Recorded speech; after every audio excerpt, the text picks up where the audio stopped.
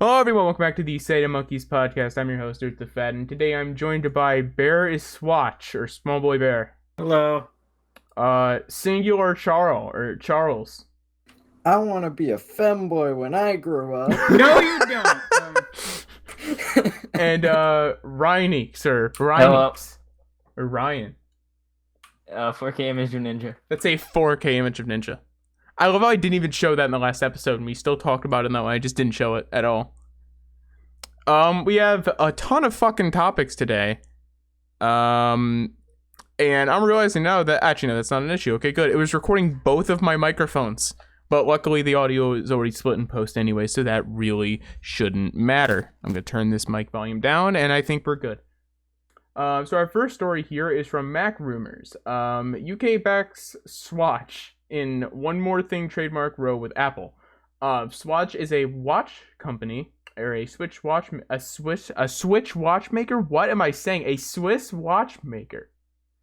Named Swatch, which is kind of funny. Who apparently Swatch was trying to trademark. Yeah, they were trying to trademark Apple's famous "One More Thing" line as their own, and Apple has lost the legal bid to block them from doing so because apparently they, although they may have trademarked it in bad faith, the court sees it as valid. And it's kind of funny if you read more into this article because it goes over the past between Swatch and Apple and how they're just kind of copyright troll Apple for like the past 20 years. They give like two different examples, and they're both hilarious. Yeah, they're great. And you can obviously tell they were modeled after like Apple's slogans. Different. Yeah, tick different. I swatch. Yeah, Swatch is great. And they blocked Apple from getting the trademark I watch in UK. Yeah. This is some funny copyright trolling from a very unexpected brand. You'd never expect a Swiss. Can I fucking speak today? A Swiss watchmaker. A watchmaker. Yeah, just say Swatch. You never expect a Swiss watchmaker like Swatch to be, copyright trolling the biggest company in the world. It's pretty fucking funny to see that. But yeah, it looks like one more thing. It may not be a trademark registered to Apple. They've No well, it's more not, thing. but it looks like Apple may have some issues with this, and it's kind of funny. I have a feeling they'll keep doing this in the future too, and I hope it doesn't backfire for them because it's just hilarious to watch. It's hilarious to see Apple get angry over someone stealing a few words. Is it hilarious for them to swatch? Yeah, it's great for them to swatch. Yeah. Thank you for that insightful comment, Epic. That was a really great comment. And then apparently here, one more thing, it may have stemmed from a very old TV show called Columbo. Was it a TV show or a movie? Oh yeah. Where a guy said just one more thing. So they may and actually that's be able where to... he figures out like the entire thing that's going on. Yeah. This commenter here says they may the like creators of the show may be able to claim prior art and outrule both these guys. I don't think Swatch would really have an issue with that. It looks like they're really just doing this to troll Apple, and it's great. So if prior art was ruled with that, I still think it'd be a pretty decent outcome. But yeah, I don't know. Again, I'm not a fan of Apple, as I've shown many times on the podcast. I do support them with the Epic Games stuff, which we actually have a story coming up in a little bit about that. But I'm not a fan of Apple at all. I personally think they're a really bad company. But yeah, one more thing, and Swatch being trademark / copyright trolls. And it's fun to watch. Move on here to a way more interesting story that I really fucking like, and I'm curious to see if this is the future of phone tech. This is from Engadget. Xiaomi's first foldable phone has a shape-shifting liquid lens camera, and they actually show I assume it's an animation of it here. It's definitely not an actual in-play thing. Of this liquid lens camera being used to go from, I believe it's normal to telephoto? 3 times optical zoom or 30 times hybrid zoom. Which is the telephoto mode, and macro mode, which is down to 3 centimeters. And it's all done with a liquid, and it works fine in temperatures ranging from negative 40 degrees Celsius to 60 degrees Celsius, or in Fahrenheit, negative 40 to 140. The image quality remains to be seen, which is kind of a big important part of it. Imagine if it's the shittest camera ever with a fucking liquid lens. But knowing Xiaomi, they won't do that. It'll be decent. It'll probably be better than OnePlus. Because OnePlus don't make great cameras. Or don't have great cameras. But I think this is pretty cool. I also wonder, though, how much of an issue this is going to be when people break the camera lens. Because it's clearly, you know, there's the glass lens on the outside and then the liquid's contained within everything. What's going to happen when someone drops their phone, their foldable phone?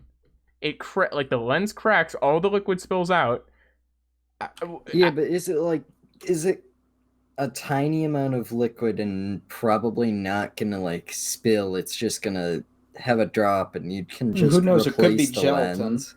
Well, here's the thing, Charles. Right? Even if it's a small drop that spills out, right? Per se, it's not the full thing.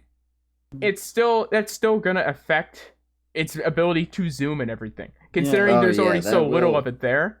The camera's probably gonna have to be replaced, yeah. Well, I don't think the camera would need to be replaced, but that liquid's going to. Yeah. And my question is, how the fuck is this liquid going to be replaceable? Because something tells me they're probably not going to release, unless it's a very common fluid, they're probably not going to release what type of liquid this is. At like the name of it, the chemical makeup. So this seems like it could be hell to get repaired, as in you'd have no way of repairing it yourself. I wouldn't be so sure about not releasing what liquid is, because there's a lot of liquids that can be used perfectly fine as a lens, I suppose. Yeah, I have a feeling Like there's gonna water. be one. There's gonna be like one. Nah, no, there's no way you're putting water there because that's gonna make direct contact with the camera. Won't put water there, but there's definitely gonna be at least. You could if you use distilled water, but you still probably wouldn't. There's gonna be at least one dumbass that breaks it and then tries to put water in it and kills the phone because he. And just imagine they like break it and they're like, "All right, let's put water back here and here," and it goes all over the internals, completely ruining the entire phone. Yeah, just leave it out. Just leave it out in the rain. Good measure. Just leave it out in the rain. Yeah. It's like one of those rain put barrels. blinker fluid in. But I think this is pretty interesting. I've not seen anything like it. I wish there was more than just this GIF that loops and is very short. It kind of looks like it's one of those little things you blow bubbles into. Yeah. I think it's pretty cool. And then they also have what looks to be a desktop mode, which literally just looks like Windows but Android. That's exactly what it looks like. Android. And that is interesting in its own right, because it will presumably, although currently not directly, it should end up going head to head against Windows 10X, which is releasing, I think, soon, but that's going to go on like Microsoft's foldable Android device. I believe it's called the Surface Duo.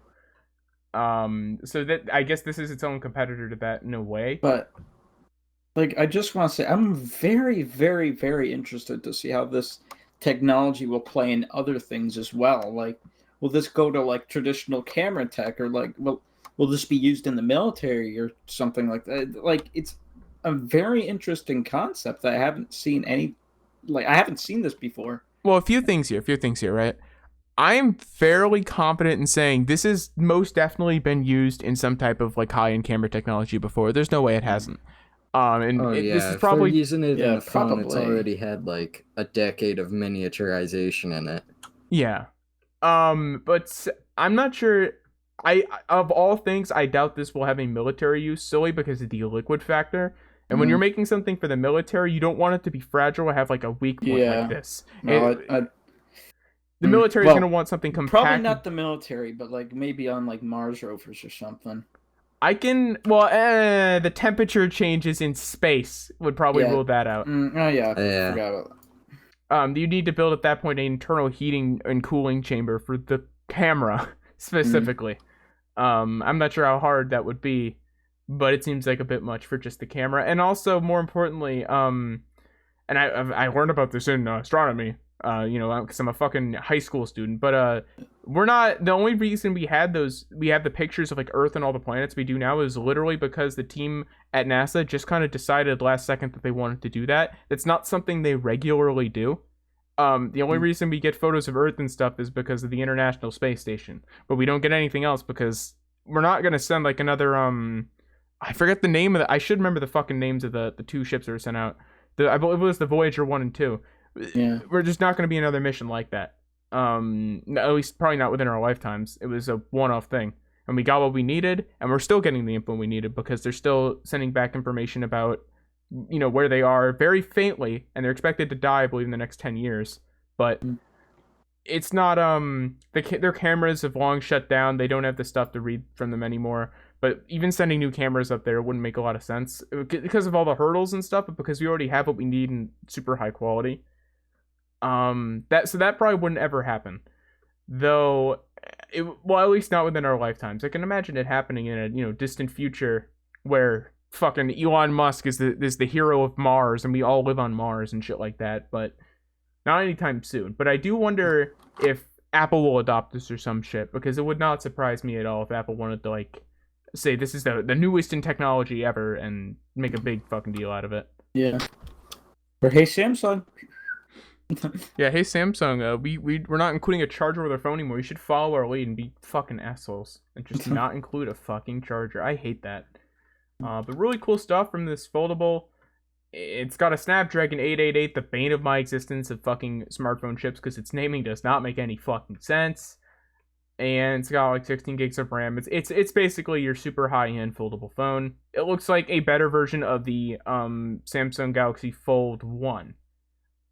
If not the 2, but definitely a better version of the 1. So yeah, definitely check this out if you're into foldable phones. I'm not sure if this works on US networks, because normally with these types of phones, they only work on the networks of the countries they're released in, and I believe China have completely different phone networks. Ugh. So I'm not entirely sure if this would work on US networks. I don't know. And if it does work on it and it's not supported, it would probably work very shoddily. I'm not sure how well it would work. But yeah, I would definitely check this out. As always, all the topics are linked in the description.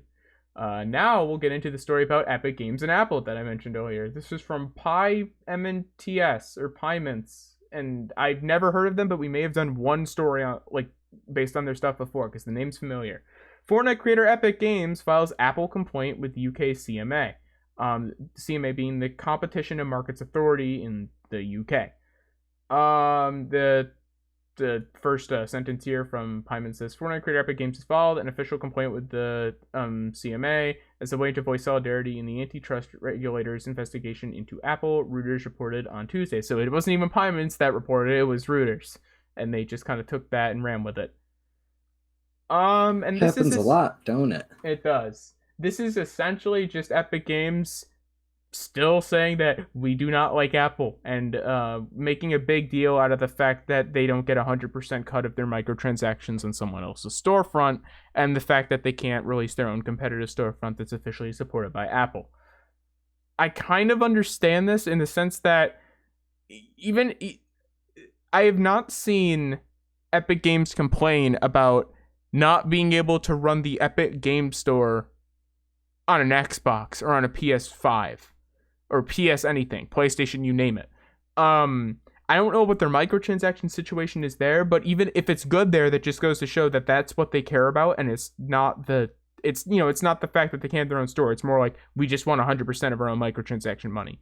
But the fact that they're releasing on the only official storefront for Xbox and PS, be it PS4, PS5, PlayStation. Yeah, PlayStation. Whatever. The fact that they're releasing on the official storefront there and not making a big deal about that, it's kind of telling as to the fact that they're really doing this for themselves, and they're not doing it for to allow different storefronts than the official one by the company that sells the product. They're just doing it for their own microtransaction money. And I'm not sure I'm a big fan of that. I've never been a big fan of Epic Games as a company, but I'm definitely not a fan of this. I think this is a bit much.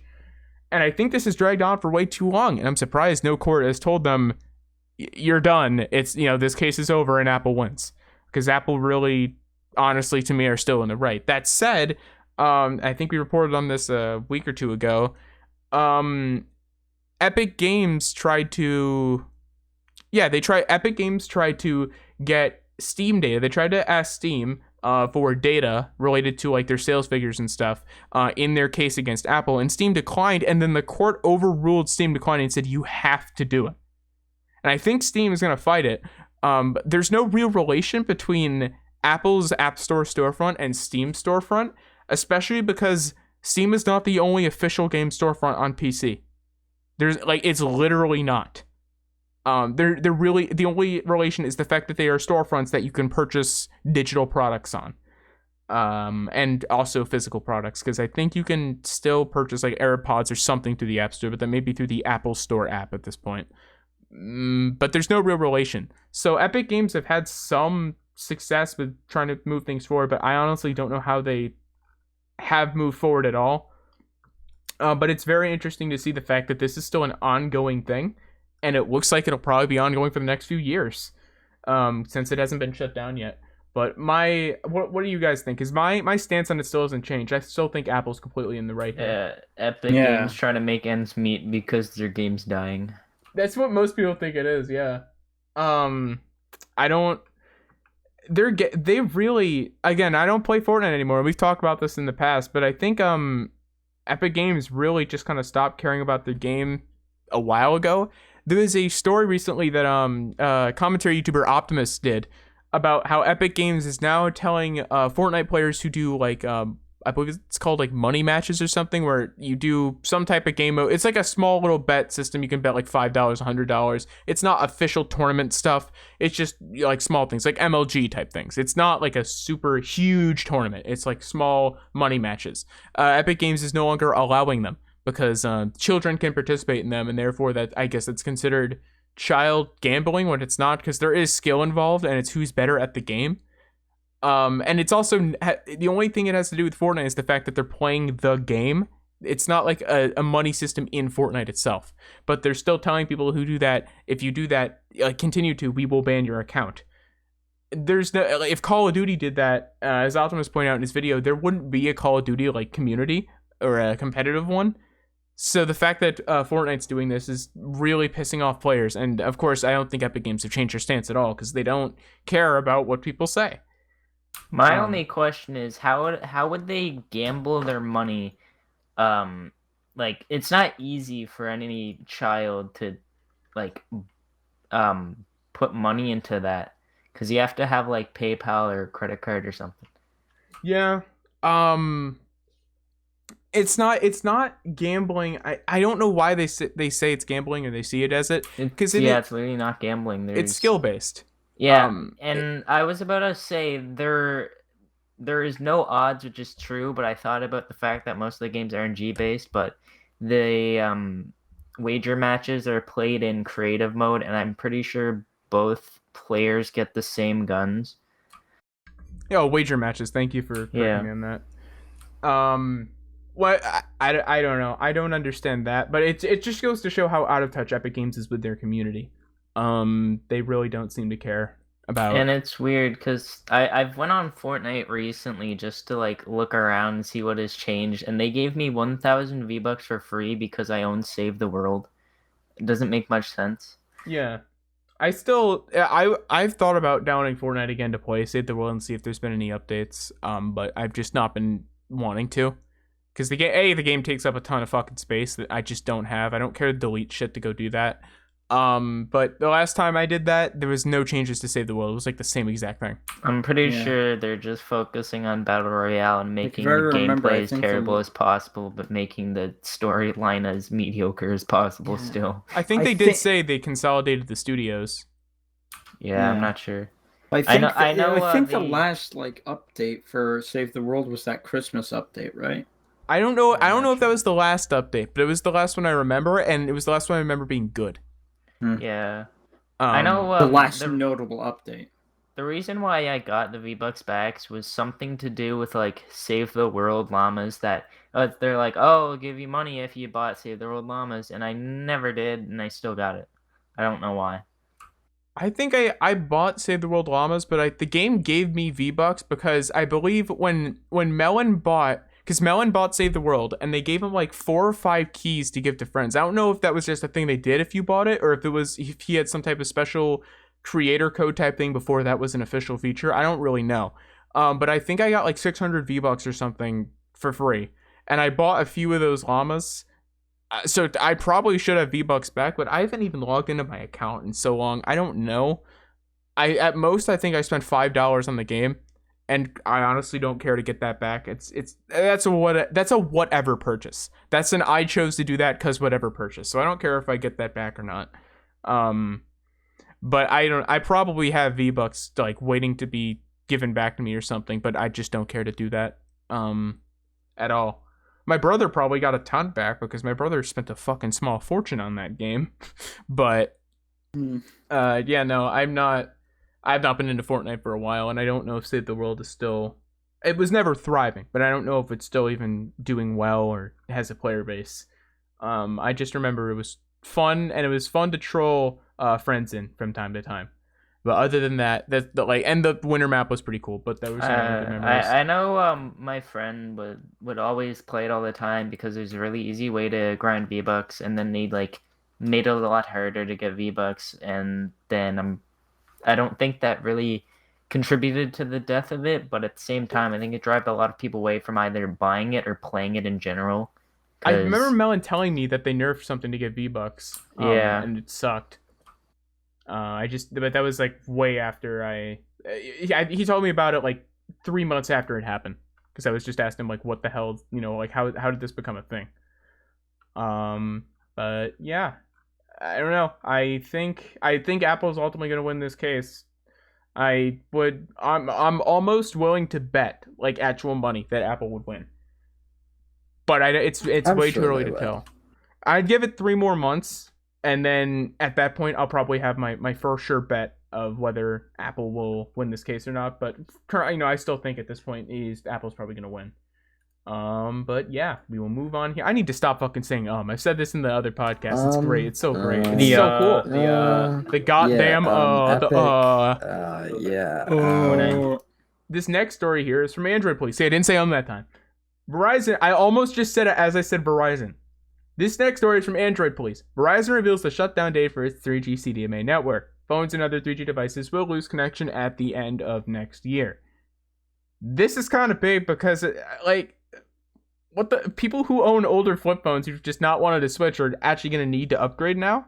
And although this does say 97.7% of Verizon's total coverage, Verizon's 4G network covers 97.7% of its total coverage area as of January 2021. So for the most part, they're fine.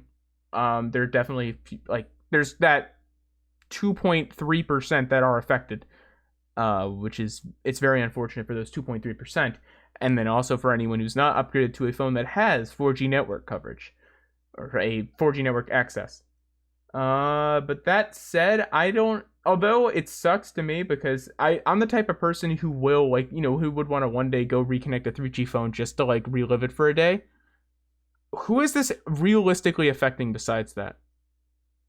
There's definitely a small amount of people who have older flip phones that are 3G, but most people who still want flip phones just buy the newer 4G LTE flip phones. So I'm not sure who this affects. I'm not really educated on who still uses 3G. I wouldn't be shocked if the I'm thinking it's just people's old phones that they got as their first phones that are now sitting in one of their shelves or something. It wouldn't surprise me if the military still uses it in some capacity. Oh yeah. Our military is the same military that used fucking floppy disks up until 2020 until they switched to SSDs. So it would not surprise me if they're still using 3G for something. Although Verizon's never physically touched a floppy disk before. I doubt they're using Verizon's 3G though. If I were to know better, I think they did have a bathroom pass that was a floppy disk. Yes, they did, and I only seen it. Yeah. I never actually used it, but yeah, they did have that. But back to this: if you have a 3G phone, you're probably gonna want to upgrade to something 4G. If you are in the military or in the service, and let us know if you're actually using 3G for the military phones or anything. If you can, and if that's not hidden information. Yeah, and if it's not classified, that is. Yeah. It would not surprise me, though, to learn that they're using that, or even 2G, honestly. Yeah. Because the other reason... Is 2G even a thing It's anymore? A thing, yeah. I know cellular... Is 2G even real? I bet the reason the military would use something like that is literally because no one else uses it, so it's a way to have more private communications that are less likely to be exposed, since no one wants to learn how to hack archaic stuff. And realistically, no one would suspect like the government to be using like 2G or something stupid like that. They expect them to use walkie-talkies, maybe 3G, and probably some of the Sat latest and greatest. phones. Yeah, sat phones as well. Yeah. So yeah, what are the comments here? This one's from Patrick. I have that phone in the pic. The Droid 2 Global still works. These phones were bombed back in 2011. I remember. I had my dad's friend from college had a Droid, and he kept talking about the Droid Does commercial, and he really enjoyed that commercial. Oh. And I kind of missed those, to be honest. Stanley Kubrick here, as opposed, who is still using any device that has top connection capability 3G. I would think a device that would fail in many areas. Maybe I'm wrong. And somebody said connected cars mainly. Yeah. That's an interesting use case. That's interesting. Was there a car accident going on in the background, Charles? What was that? Yeah. Somebody's 2013 Audi has 3G. It's with T-Mobile. That's interesting. 2013 so they're lucky. 3G. Yikes. Yeah, I don't know. So if you own like a 2015, 2013 car that's connected, be wary. Yeah. If you own a car, beware. If you exist, beware. This should be interesting. The only thing I can say is, actually, no. Yeah, no, these aren't even backwards compatible, I don't believe. I don't believe you can get a 3G device on a 4G network, even in a backwards compatibility mode. So it's kind of sucky for people with cars like that, yeah. And that's artificial. You can just swap out the SIM card, but it's probably not simple at all. And it's not a SIM card. That's not how that works. It's you can't like swap out a 3G SIM for a 4G SIM on devices that only support 3G. Yeah, I realized how stupid that was. Yeah, it's a chip on the board that is what it supports. It's network band support. Time to break the car. People will probably find ways to mod some of the more common cars that have like 3G network capability, but there are not going to be many mods, I have a feeling. But yeah, if you got a 3G phone, just prepare for December 31st, 2022 to upgrade. I wonder if any of the Teslas were on 3G. There was a Tesla Model S released in 2013, so it wouldn't surprise me. Oh, yeah, probably one of the old ones. But I also wouldn't surprise me if that one had a 4G chip built into it, as well, or 4G backwards compatibility built into its chip. Since it is, as much as Epic doesn't agree with me that Tesla are innovative, I think in ways they are, and I don't think they would put out a super expensive car that only has 3G. I don't think that's them. I know they are the Apple of the car industry, but I don't think they'd put out a car that only has 3G support unless it was like the 2007 Roadster or something like that. But yeah, I think that they even have a screen. So I would literally applaud if the 2007 Roadster had a 3G chip in it. I would too. That'd be pretty cool. Like, I haven't really been able, or I don't even know what the interior of them looks like. So the only thing I like about the 2G Roadster, where the fuck was I getting that from? The Roadster from 2007 is the design. I really like the design.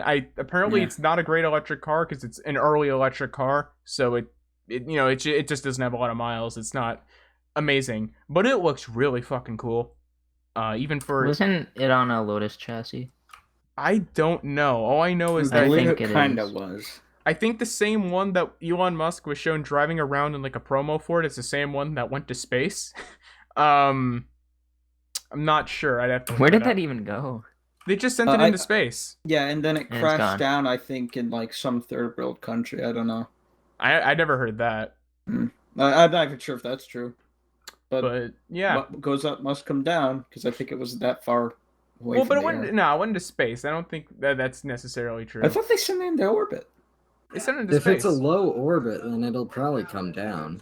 Let's see. Even like high orbits come down eventually. The Roadster's somewhere, whatever. Did Elon Musk's car make it to Mars? It made its first. This is from October 8th of 2020. The Tesla Roadster made its first close approach to Mars on Wednesday. It's close to Mars. So if it's getting close to Mars, it's deep in space. So it didn't crash down.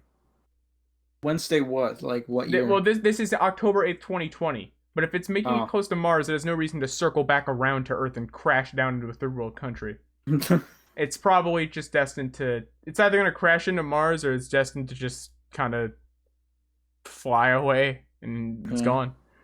But imagine like multiple thousands of years in the future when we're able to like actually like go into like space and stuff and deep space, and then it just gets found somewhere. Yeah, an archaic car, like It still turns over or something. Well, it doesn't turn over. It's an EV, but you get what I mean. It still turns on. Mhm. It wouldn't actually shock me if it did, because you know it's what? not. Hey, Elite Dangerous, put a car in space just for us. I mean, Galaxy and Roblox already did that shit. We got the fucking flying A86. We'll move on here. I still think about that one freaking shopping cart like spaceship that I saw at one point. Oh, the mod ship. Yeah. Oh, Anyways, AR glasses. Yeah, we'll move on here to a story from Nintendo Life. Niantic CEO shares a look at potential AR glasses. Blurred reality. Why is that added at the end? Whatever. It's John Hank, who I believe is the CEO of Niantic, showed a little photo here of what does appear to be AR glasses from Niantic. It's kind of interesting to me that Niantic's taking the approach now of kind of becoming a like making hardware. I didn't really expect that. I kind of assumed they would just, make a few more really cool AR apps. And I never thought they'd get into the actual hardware itself, but it looks like they are. And I wonder how integrated this would be with things like Pokemon Go or the Pikmin app that is upcoming, or if this would be for an entirely different project. But I remember in Pokemon Go's early days, it looked like Niantic, it looked like they had a success on their hands, but it wasn't going to be enough and they were going to go bankrupt. So I'm still surprised whenever I see their name in the news and I see them still around that they did make it through. And that it seems like they're thriving. And they're doing There's still quite well. people playing Pokemon Go. Well, yeah, I don't think Pokemon Go's like dead, and I certainly don't think it's a... No, I've seen multiple people playing Pokemon Go around my school and stuff. I've only seen people use Pokemon Go when they're used in like that GPS spoofer or anything, because I don't want to that, yeah.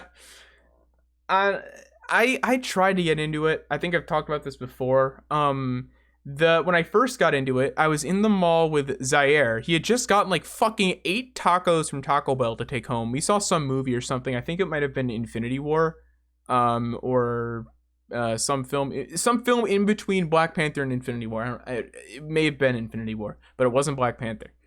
But we went to see something at one of the malls near us. Captain Marvel? No, we did not see Captain Marvel together. I know that much for sure.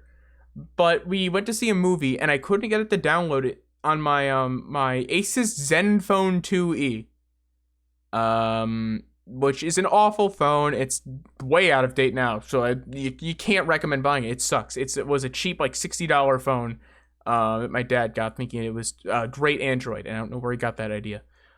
It did not have AR support built in. Didn't even have an AR chip or anything, and it said it couldn't download Pokemon Go and use it because it wasn't supported. Now, I managed to like sideload a working version of Pokemon Go onto that phone. And so, first of all, surprisingly, it ran okay, which was unexpected. The phone overheated the shit out of itself, but it actually ran at like 24 to 30 frames a second. It did drop frames, but it ran at a playable frame rate, and the AR capabilities were actually okay, which was very surprising for the shit phone it was. I don't know if I just got a super lucky silicon lottery with that thing and it just happened to have a very it would overclock itself, or I don't really know what the fuck or how it ran well. But it ran okay. Magic. The issue is it drained the battery so quick that the phone would last about 30 minutes and then die. And because of that, I just couldn't get into it. And the unfortunate part was, then after that, that phone I ended up selling to someone to make a tiny bit of money. And I used an iPhone. I had my iPhone SE.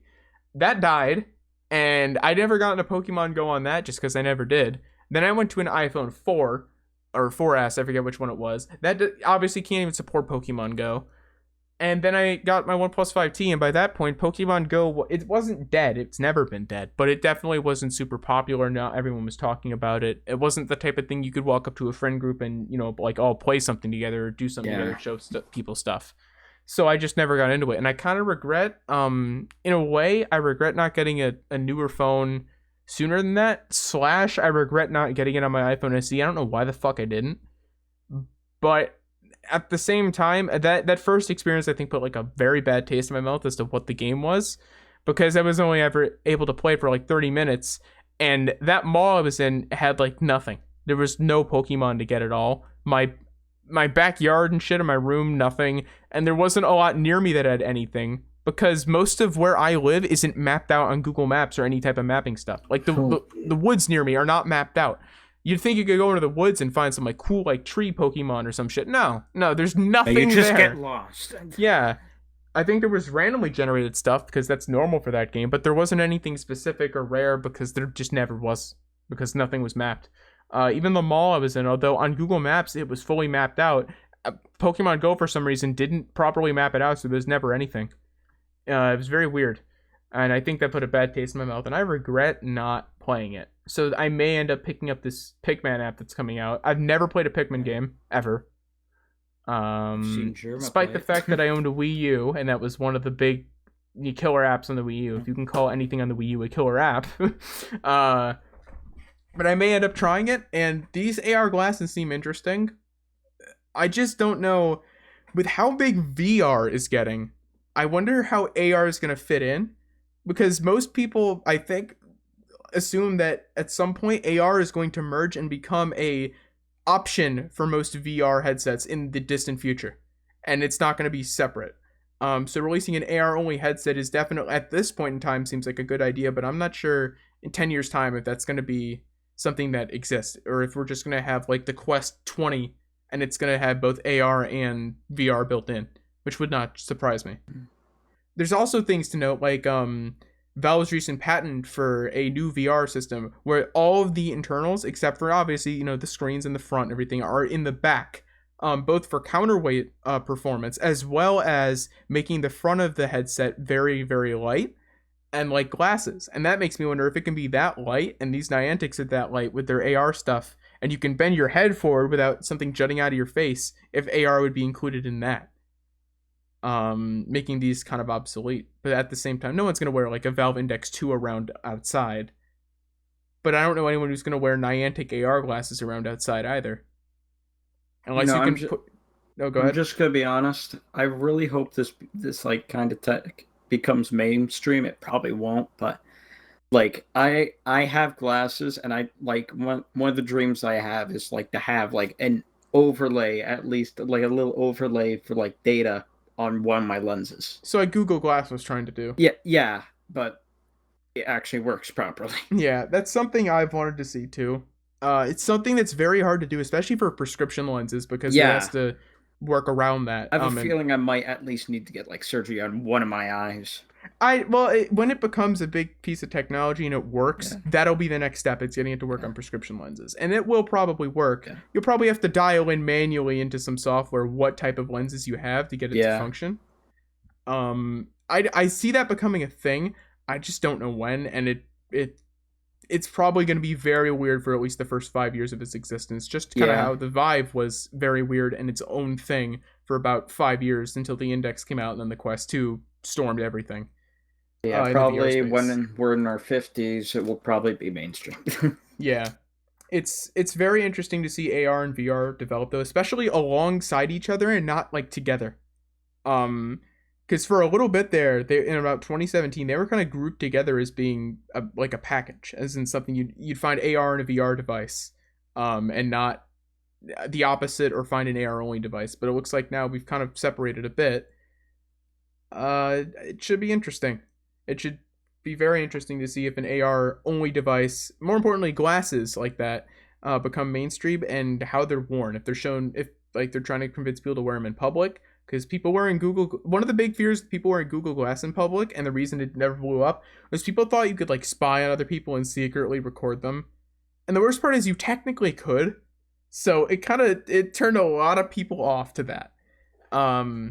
And I can't imagine this will not face the same criticisms. But also with like VR in its own parallel, with VR becoming way more mainstream than it was before, with the Quest 2 exploding, and according to Facebook, I believe it's the CEO of Oculus, selling, the Quest 2 has sold more than any other Oculus headset combined. So like the Rift S, and the Quest.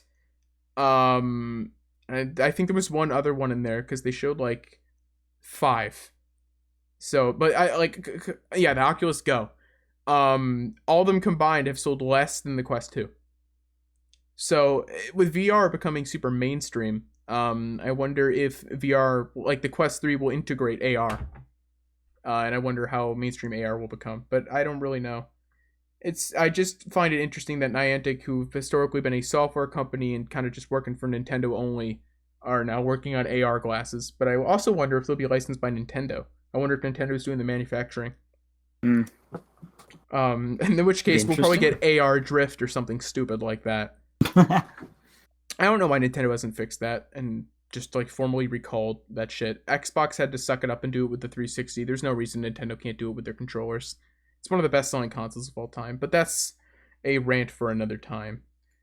Yeah, we will move on, as my mouse will not click. We will move on to a story from PlayStation Lifestyle. Not all PlayStation Vita developers were told of the store closure. Several games now canceled. And I want to really quickly clarify something that was falsely stated in the last podcast, but not intentionally. There just wasn't enough info out. PlayStation did later come out and officially say, this was, I believe, 1 or 2 days ago, that the PS3 store, the Vita store, and the PSP store are all shutting down, with the Vita store being open the longest, closing on August 27th. But they also said you will still be able to download games that you've already downloaded, or already purchased, rather. In-app purchases will not work, but if you were to redeem like a key for a game, that will still work and you can still download it. Now, the developers are not allowed to sell keys anymore, but that will still work. Apparently there's some workarounds, like if you buy a Vita game or something through the PS5 store or something like that, you can download it through your PS Vita. So there are a few workaround type things. And more importantly, the PRAM situation on the PlayStation 3 looks like it's not going to be an issue, at least for now, since they're keeping those servers up. It's not a full dead. They're keeping that up. So although you won't be able to play your Call of Duty online anymore, your system will still fucking work and you'll still be able to play games. So that at least is good. Do you want to say something, Rob? Or no, it's just great to hear that it's like that, though. Yeah, but back to this story. It's just not a big fuck you, but anyways, the PS Vita. Back to this story a little bit. It's essentially as it says. Just Vita developers were just straight up not told that this was happening, and they weren't about this at the same time we, the audience, did, which is kind of fucked up. This reminds me of what fucking Stadia did with their development team not like a month ago, where they said, yeah, you guys are doing a great job, and then they shut them down. This seems like, yeah, keep developing games for the Vita. We're not doing anything with it, but sure. And then, oh, by the way, we're shutting it down in August. So, fuck you. But it looks, some games have been canceled. Looks like Habroxia 2 has not been, and that will release on the Vita. Scourge Bringer, whatever the fuck this is called, is still arriving on the Vita on April 22nd. Meaning it'll only be available for 128 days. But apparently a lot of games have been canceled for the Vita, and they're not going to be making the return on like the PlayStation. Well, I didn't even know that they were releasing games for the Vita. I actually still knew about it because a while ago I looked into buying a Vita specifically to get Lego Batman 2 on it, by the way. I mean, like that. Why else would I buy a Vita? But I looked into like the modding scene and everything, and there were a lot of mods and stuff, but I also learned there were still a few dedicated developers making actual full release games for the Vita. Now they weren't really known at the time. Like, I don't believe Habroxia, whatever, what is it? Habroxia 2. I don't think that was known to be one of the ones still coming at the time, but that was it was known that there were still some developers officially working on games. So it's interesting to see that there's some that are still going to release on it and release their game with a 128-day purchase window instead of just like reworking it to work on a console or something. I feel like those games are going to be monetary failures. It sucks to hear about. It does. I kind of understand why the Vita's online is shutting down. Especially the PSP, I understand the most. The PSP is dead. The Vita, I understand still way more than the PS3, because the Vita was really honestly meant to be like the big. I think it may have come out before, but it ultimately became the big competitor to the DS. And it really didn't. It sold units, but it didn't outsell the DS. It didn't outdo the DS. It was it put up a good fight. It didn't win, and it kind of, in my opinion, fell off. I didn't know anyone with a Vita. Well, no, that's a lie. I did see a Vita once or twice in real life. I knew one person with a Vita. I think it was the children of my dad's friend from college I mentioned earlier. I believe they had a Vita. I don't remember anyone else having one. But I kind of understand the Vita shutting down, the Vita store shutting down. And the PS3, though, I don't necessarily understand. It's like, what, 2 generations out of date? It's 2 generations out of date. That much is true, but I don't know. I feel like I'd love to know what Sony's reasoning for shutting down is, aside from it being out of date. I'd love to know if they're losing money on hosting the servers and they're losing tons of money, or it's just a tiny bit and it doesn't really matter and they're just cutting costs. It just seems like a bit much to me. But it's more of me just not really comprehending the fact that they're shutting it down. But I have a feeling the same people who are, were blindsided by this, but not the same people, but this is a parallel probably to the same people who were blindsided when the original Xbox Live network was shut down for the original Xbox, and were saddened by that. Maybe that's not as big a parallel as I'm thinking it is, but it seems like it from what I've looked into. It is ultimately an out-of-date console by a lot.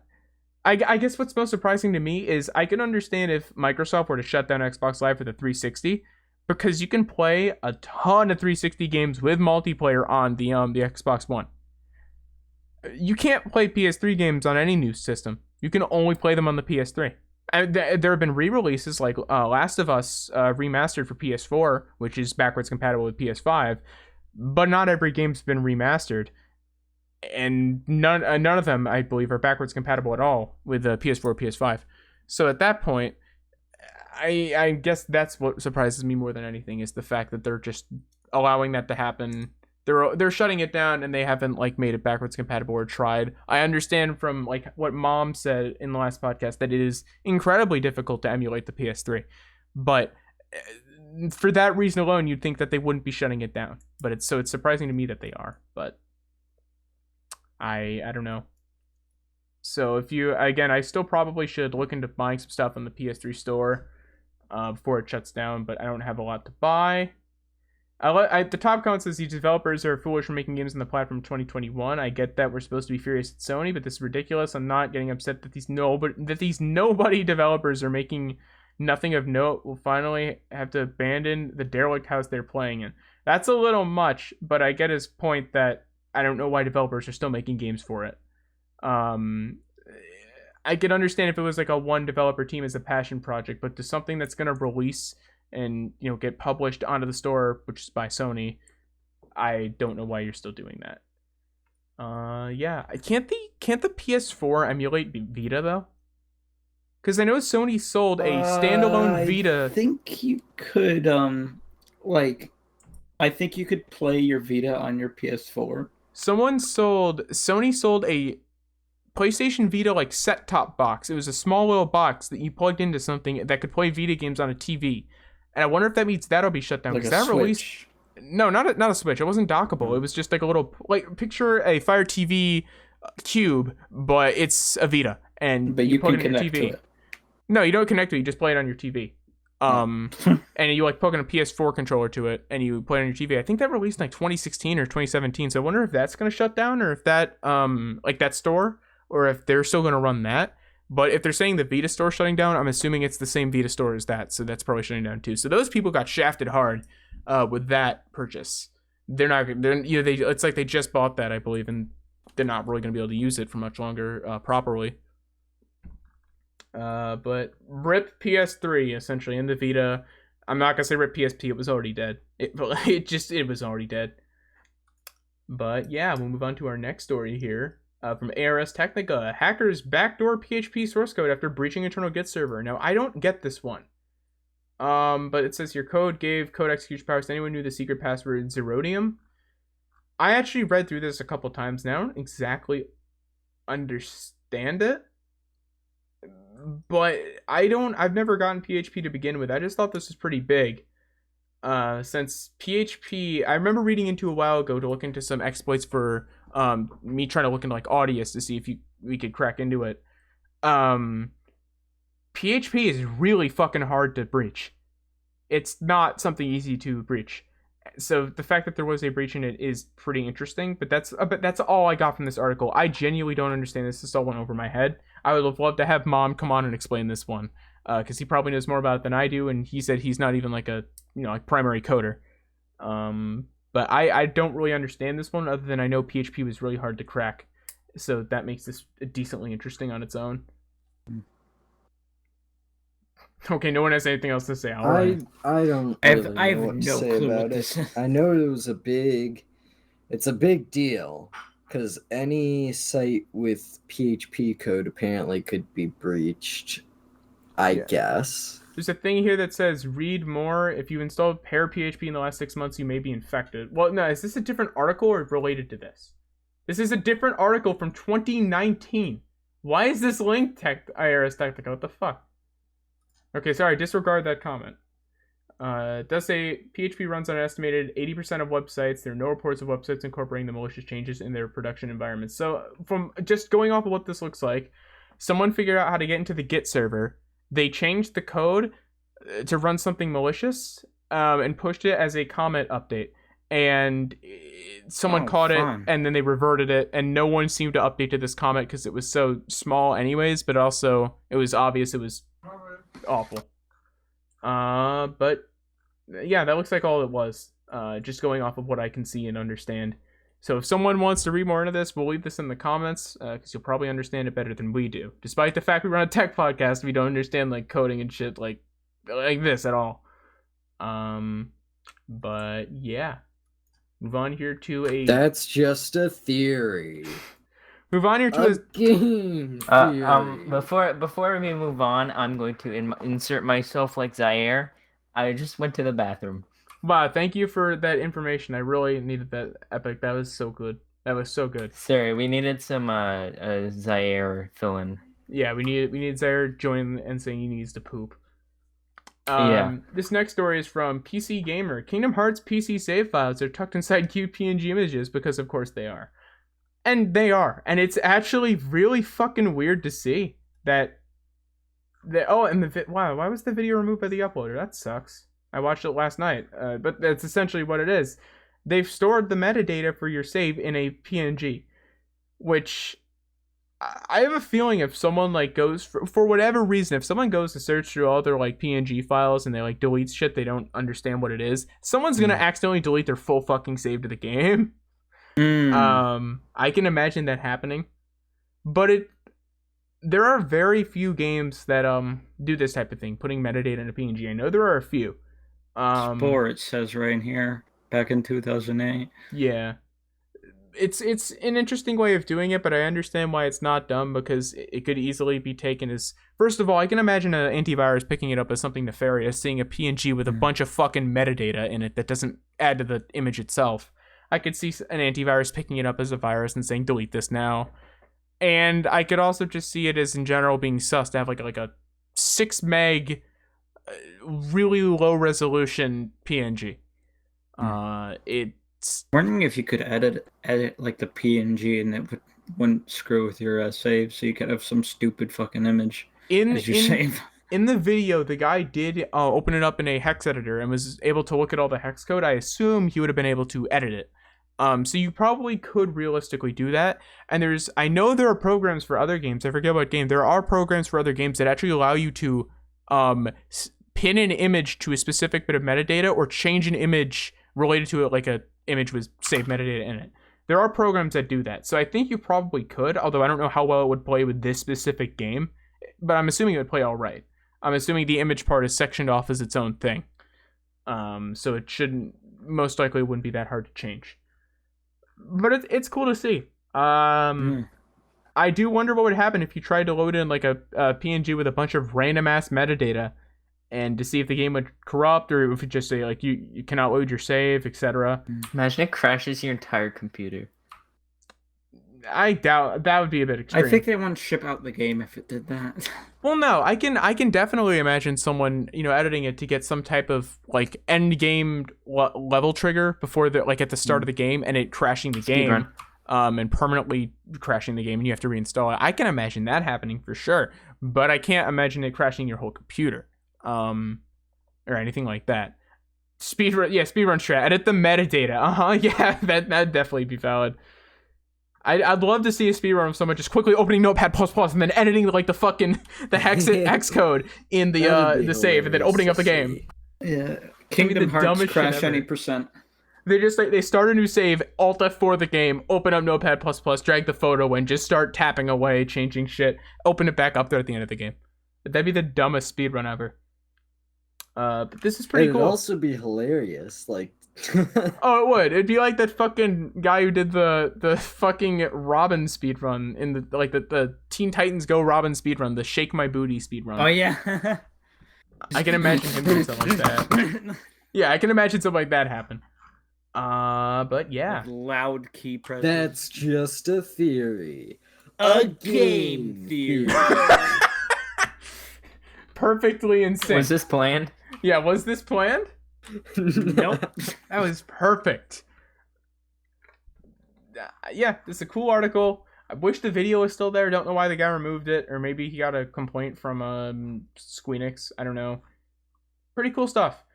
We're gonna move on here to a worse story from Ars Technica about Sega. Sega forces mistaken DMCA takedown for Steam Data Tracker updated. Let me read the update here because this was not here when I added this article. Sega has provided the following statement to Ars Technica earlier this week. One of our games is incorrectly flagged on SteamDB. We utilize anti-piracy software to protect our games at a large scale. Sometimes we make mistakes. Sega will continue to fine-tune these systems to avoid this in the future, and we appreciate SteamDB cooperating with us to resolve this issue quickly. So what originally happened here, Sega have anti-piracy measures in place, obviously, and like software to detect their games being illegally hosted on piracy websites, and they managed to falsely detect SteamDB, which literally just records stuff that happens in the Steam database in relation to a game, as hosting Yakuza Like a Dragon for people to download for free on their website, which is not at all what they're doing. They were literally just hosting info about the game, like about its updates on SteamDB. Whenever something was changed, whenever there was a new build privately released to a private set of testers, etc. SteamDB's, I believe it was owner here, did say that, quote, SteamDB does not support piracy. This is from their quote thing. Obviously, they don't support piracy. The Juke says that these kind of mistaken DMCA requests happen about once a year on SteamDB, and it's not hard to imagine the overzealous web crawler misidentifying a page for some lawyers seeking to deter software pirates. But the Junik, I hope I'm pronouncing that right, says previous problems have always been quickly resolved with the takedown requester. In Sega's case, Judik says the company did not reply to the first abuse report and sent a new one to our hoster, which is fucking stupid as shit. Sega really fucked up big time. So I hope they have now added their... Although I can understand why most companies wouldn't do this, who make games to one website in particular. I hope they've added SteamDB to their list of sites to not parse for illegally hosting games, because SteamDB's never going to do that. If you look at all they do is just report back info directly from Steam. It's not they don't illegally host anything. So it's interesting to see that they did that. Apparently the Junik followed up overnight to see he's been in contact with Sega of America, so hopefully the snafu will be reversed, and it looks like now it has been reversed. But have any of you guys been to SteamDB, first of all, the website? I think I have been a couple times. I didn't know what before. It was. I've been to it a few times, but I've seen it. If you've watched Valve News Network, who's now Tyler McVicker, he's done videos showing like screenshots of it in reference to stuff, etc. It literally, like I said, it just shows like this beta build of a game was like privately released or this, and it gives like the number data of it and everything. It doesn't host anything. And it doesn't take a rocket scientist to look at the website and notice there's no way to download anything at all. Except for, like the data about what has been hosted where and the blah, blah, blah. You can't get the game. I don't know if Sega just had nobody look at it and they just told their lawyers to just go nuts and try to take it down. And I don't know how they fucked up this bad. You'd think they would have looked at it immediately after the person said, we're not hosting anything here. They wouldn't have had their lawyers double down with what amounts to a false DMCA takedown. You would think they would, because at that point that is straight up illegal. It is a false DMCA. That's extremely illegal. You would have think they put a bit more thought into doing something like that. I know DMCAs are used liberally on YouTube, which is a different story because YouTube's a giant platform where you can't police all that, so it's a lot harder to pin someone down for a false DMCA, especially a big corporation. But when we're just in the normal wild west of the internet, this is way bigger than that, and you'd think they would have double checked before they sent a second takedown request and then fixed it today. So it's interesting to see Sega fuck up royally and then say, thank you for cooperating. I'm sorry.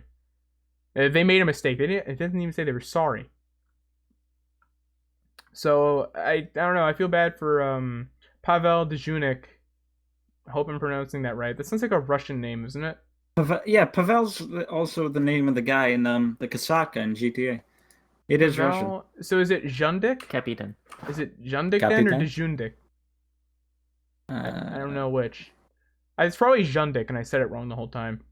I have no idea. But this is interesting in its own right.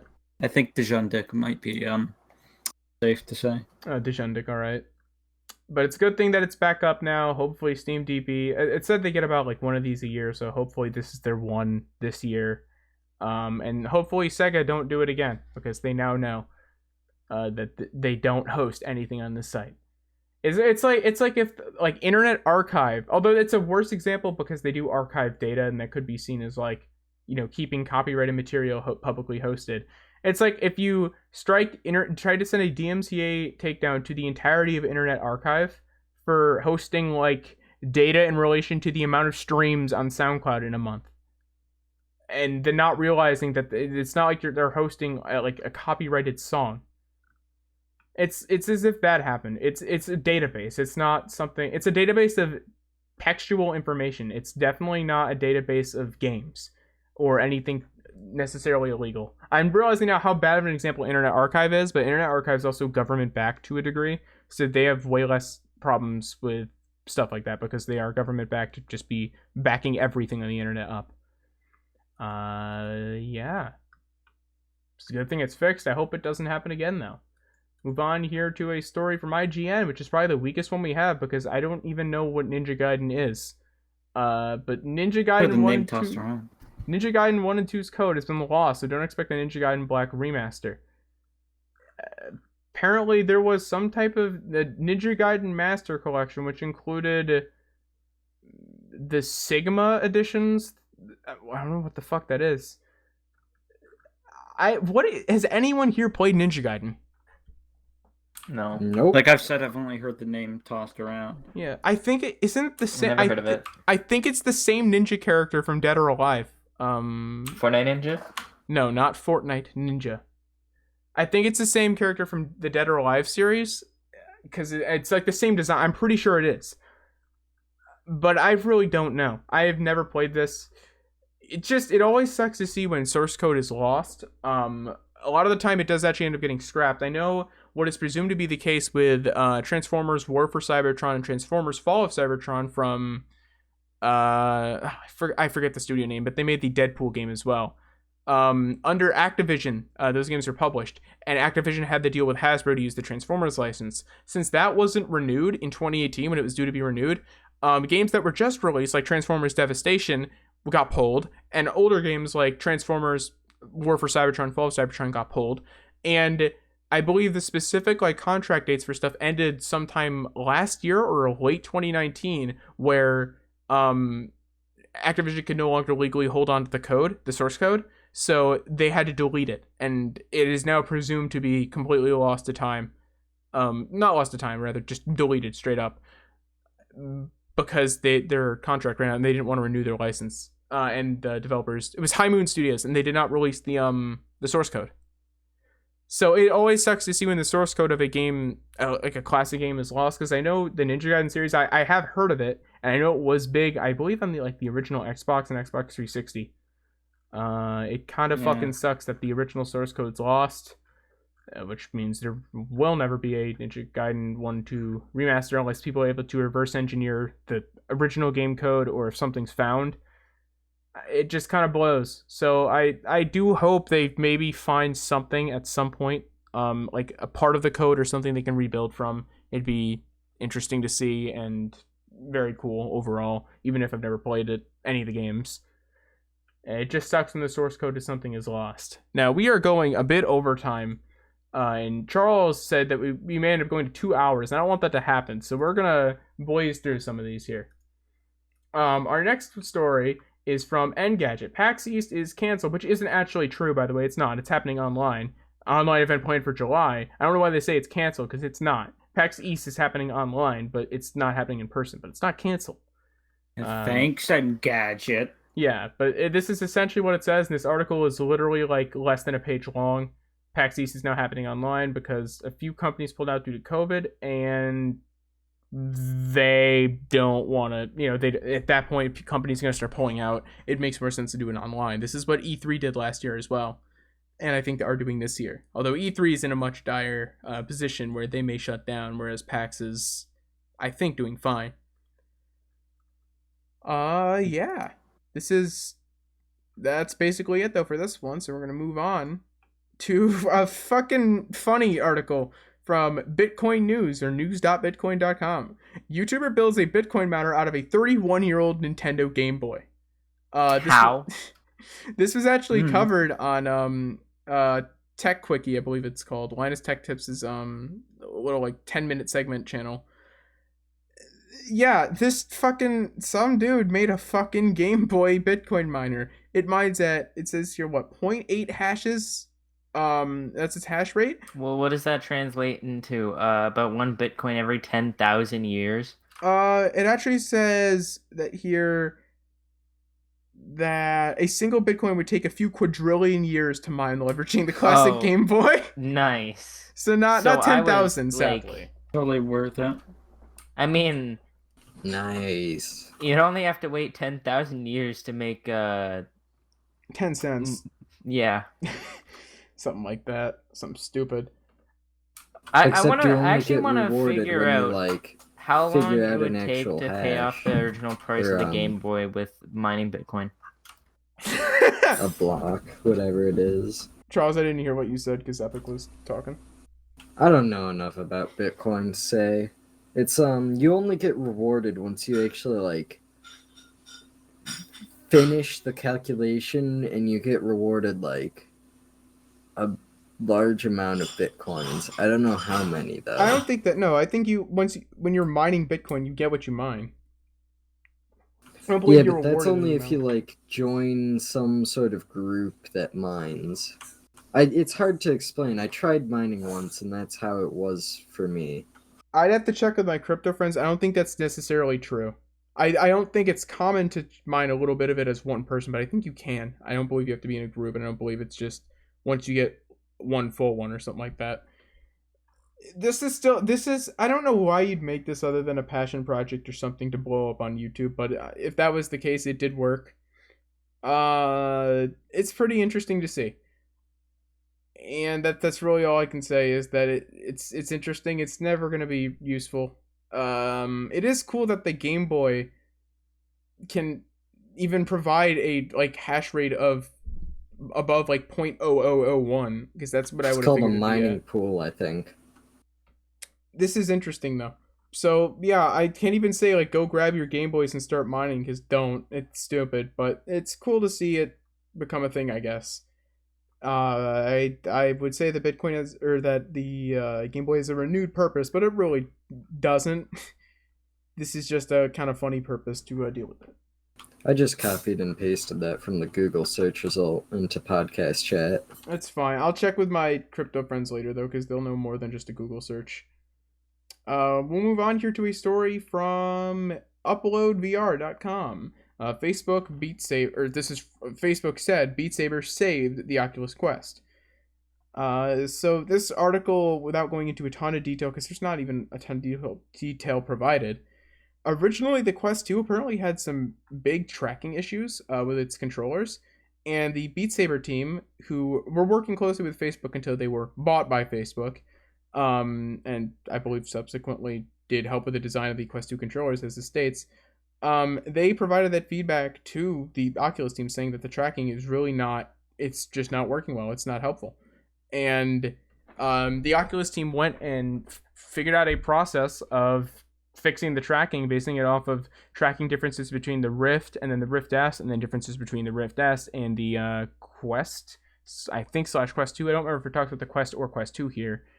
It may just be the original Quest, but it's pretty cool to see. That's about it. Again, this doesn't go into a ton of detail. I really like the writer Ian Hamilton's image of him like doing the Han Solo confident smirk while wearing an HTC Vive and like Corsair headphones. Yeah. That I love this comment here too that says I'm so tired of reading about Beat Saber. It's funny because I feel the same way, and I've literally played about 20 minutes of Beat Saber. I've just heard about it so much that I don't care about it anymore. The VR game. It's fun. Yeah, I've heard about it for so many years of not having VR that when I did get it in VR, I was underwhelmed. It's almost like it's been overhyped to me in a way because of just how long it's been talked about and referenced in terms of VR, and it's shown as like the premier VR experience and everything. I remember when people were saying you can become a Jedi and like use your lightsabers to. It's like that's not at all what the game is at all. If you want to become a Jedi and use a lightsaber, play fucking Blade and Sorcery. That's not what Beat Saber is. Beat Saber is just hit the thing to the beat. It's essentially moving like you're playing the drums, but the drums move and they don't make bass noises. That's what it is. Either way, this is an interesting enough little piece. About what at this point though it doesn't amount to the Facebook owned product save the Facebook owned product, which is kind of funny. But yeah, we're gonna move to another Bitcoin story. This is from the Washington Post, and this one would not copy correctly in my topics. Well, it did copy correctly, but it took 20 seconds to parse the website for the title and the link. So I'm not sure what Washington Post is doing here for that. Also, can you guys view this article, or is it payment block for you? I can watch it, or I can look at it. I have used my ad block to specifically block the shit that will register whether or not the article can be read without a subscription. But alternatively, I believe you can just use like a VPN to get one of your 3 free reads or some shit. But this article essentially talks about how a guy named Felipe Cristodulo, I think that's how it's pronounced, got an app for his iPhone called Trezor. He got it from the Apple App Store. And apparently this Trezor app was not the actual official Trezor app, the Trezor service. So when he logged into what he thought was his Trezor account, in the Trezor app, it was actually just stealing his info since it was a fake app. And in less than a second, they took all of his 17.1 Bitcoin, which was worth about $600,000 at the time. He's more mad at Apple for allowing this app to go in the store, and Apple's given a big nothing response, essentially saying like, Apple, we try to provide a trusted and safe place for our apps and blah blah blah, and they never really directly apologized for it, or offered any compensation. This is something I see becoming potentially something of use in Epic Games' case against Apple. This is definitely something I could see becoming a thing, because it shows that Apple isn't. It could help their case saying Apple isn't security minded with their app store if they're allowing a fake Trezor app like this to steal this kind of money. Apparently, this fake Trezor app ended up stealing. It says somewhere in here like $1.7 million, something like that, in total. Wow. And which was only from a few people, granted. That makes the Facebook hackers seem like, or was it Twitter hackers? I don't really remember. I think in Facebook. Oh, the Twitter. What do you mean the Twitter shit where they like hacked Obama and Elon Musk and so like that to double Bitcoins and all that? That's a bit different. That was still an awful situation where Twitter just failed, and apparently it was all because someone got access to an administrator account. They social engineered someone into giving them access. It wasn't even like they found it or something. They just kind of social engineered their way in. Roblox moment. Yeah, Roblox moment. This also says here, another dude in relation to the Trezor thing. He had $14,000 worth of Ethereum and Bitcoin on Coinbase and Binance. He wanted to make sure his investment was secure, so he purchased a Trezor Model T hardware wallet and downloaded an app on his iPhone called Trezor. It wouldn't connect, although he entered the seed phrase, it wouldn't connect to his wallet, so he figured it didn't work. He purchased more Ethereum on Coinbase. Nothing was there when he went to his Trezor device. He talked to the support forum on Reddit, and they informed him there's no Trezor app. So Apple essentially allowed, and since Apple, I'm going to call it Apple certified it, because they did certify it. They allowed it to be on their app store. They allowed a completely fake app that never existed to begin with, like a real Trezor app never existed, to be on their app store and ultimately end up stealing people's crypto. Imagine like the shock of him reading there's no Trezor app. Yeah, no, there is. I bought it right here. That's not real. Like you just lost six figures to some fake app. The flip side to that is, how are you going to invest $14,000 and not know that the thing you're using to hold the crypto doesn't have an official app? I don't know. That's the flip side. It seems like a kind of dumbass move. I don't want to call this guy a dumbass, but it seems like a dumbass move.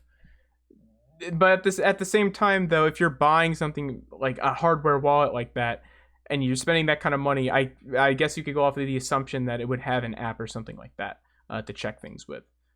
I don't know. It does suck, though, that people who use this Trezor app lost their money. Apparently, there's other shit like that has happened, like both crypto scams, and I think even just like information scams like that, scam apps on the App Store. They do pop up every now and then, and it's probably in the same way that for a little bit during the iOS 9 to 10 era, people found ways to get apps that would literally jailbreak your phone. And granted, it was not like secretly. It was you download the app with the sole purpose of doing it. People got apps that would jailbreak your phone onto the App Store, and they would stay up for at least a day at a time. And there was a week where a guy got one up every day of the week before, it was taken out on the next day, and there was a new one up, and it was hilarious. Apple ended up going back and retroactively removing them from people's accounts, which was never reported on, and I don't know why, because it's against their own terms of service, I believe. Because I did have a few of them, and they removed them. But it was that was funny, but I have a feeling that's the way of certifying stuff, which I'm assuming is through some type of country that has lesser verification checks. I'm assuming that's still happening, because I don't know how Apple's teams are missing this type of shit. You'd think it'd be pretty obvious that they'd say, oh, a Trezor app is being registered. Let's check to see if Trezor even have announced an official app, if this is their official security, anything, blah, blah, blah. And it doesn't look like they have. So this may be a strong case for Epic Games in saying Apple's App Store is not secure anyways, and they should allow other app stores and et cetera, et cetera. But it does kind of suck for the people who lost a ton of money. Hey, that's just a game theory. Okay, enough with that, Charles. No, wait, I messed it up anyway. My bad.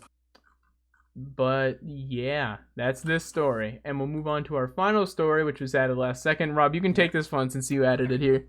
So apparently Fiat, the Italian motor company, has partnered with Google to make this Google-assisted powered Fiat 500, which is called the Hey Google edition. I'm sorry about everybody's phones who went off, but essentially it's a Fiat 500 with Google capabilities, and it has a little badge that says the thing that makes everybody's phone light up, and also a couple dots on like some of the B pillars and stuff like that, and also some interior things as well. And they read out Google in Braille or something like that. Or binary or something. Yeah, in Braille text. The things in the seats do. And also, this is from AndroidPolice.com, by the way. Oh yeah, forgot to mention that. But yeah, the one thing that I'm wondering is that like this is just a special edition. Why is this not in the car in the Cinquecento itself? What I'm wondering here is if this was something that they had been working on for some time when the Apple car was rumored to be a thing. And maybe this just got stuck in a type of development hell where Fiat had no reason not to release it and Google were waiting for Apple. And then it was announced, I think, last year that Apple was just kind of done with the Apple car thing for now. And maybe Google's like, all right, we'll just do something with it since we've already developed it. That could be entirely wrong. That's more of like a fucking tinfoil hat conspiracy theory than it is actually potentially true. Yeah. But I don't really know why else you'd just go and partner with Chrysler to make the Google car. Like, people don't exactly like Google as good. When people hear the word Google, they're like, oh yeah, it's a search engine I use. But no one associates like happy things with Google. They associate like data theft, not data theft, but like data harvesting, and not being a great company. I don't know why you'd buy the Google car. I kind of find it a little bit cute, but yeah, it's on their crossover model, their I want to say MPV model, and their little Fiat 500. And I personally wouldn't want to buy it, but I just wish that they actually just put it into the car itself, not make a Fix special it again, version. Tony. It's I wouldn't be surprised if someone found a way to mod this car to have that. And I'm assuming, since Android Auto is already a thing, I'm assuming it's built off of Android Auto. It's probably its own little fork of it. So it shouldn't be that hard to change. But yeah, like essentially you can check like what your fuel is at, turn the lights on and off, maybe start your car all through your Google Assistant. It'd be cool to see what your fuel is at. I'll give them that. That'd be cool. Yeah. The rest of it is stuff you can already do with like a key fob for the most part. The only thing I think is useful there is the fuel thing, honestly. Is there gonna be an Abarth model? A what? Abarth model? Probably not. Abarth, the performance brand. I mean, if you transfer all the internals to an Abarth, maybe. Or software, whatever. Imagine like a Hennessy built Fiat 500 Google edition. Oh god. Google car. Well, maybe Hennessy, if by any random chance, if you're listening, sponsor us. Oh yeah, that too. Yeah. Yes, give us money. Small tech podcast, like sponsored by a supercar manufacturer. Give us money and an F5, please, all of us. Yeah. Give us money. Yeah. We get like at least 7 views per video. I would like the Velociraptor, thank you. But nah, it's a Google car. It's okay. It's cute. I don't think it'll sell a lot. I think there'll be a few people who buy it for the novelty. There's gonna be one person that buys it because they'll see it as a collector's edition thing, and then not realize that it's only gonna be worth like $2 grand more when they go to sell it. Definitely like at least like the next quarter of the year they're just gonna release the Google Assistant in every single one of their Fiat vehicles. I would imagine that seems more likely than it being staying a special edition. I haven't seen any other car use Google Assistant on your phone to check your car. Nor have I. And it would be a decent enough feature. So this might be a first thing. Hey Google, good on how you, much fuel Fiat. do I have left? But yeah, this is interesting enough, and that is our last topic we have today. So thank you guys for tuning in and listening on Spotify. I could go pull up the list of the other ones, but it would take way too long to do that. Spotify, what else do we got? We got YouTube. I'll pull it up now. What are the other ones, guys? Help me here. I'm not sure. We got Spotify, Anchor, which is just the way we host. I don't know why that's listed. Breaker, Google Podcasts, Pocket Casts, Radio, and Radio Public. Those are what we release on. As well, and again, YouTube, I've already said that about 3 times. Thank you guys for listening on any of those platforms. It's always appreciated. Discord.SATAMonkeys.com for the Discord server, or just go to SATAMonkeys.com and use the link. As well as SATAMonkeys.com is the domain for our Minecraft server, which is always public, and you will always be able to join it so long as we are a thing. Thank you guys for listening, and we'll see you guys next time. Among Us. Among Us.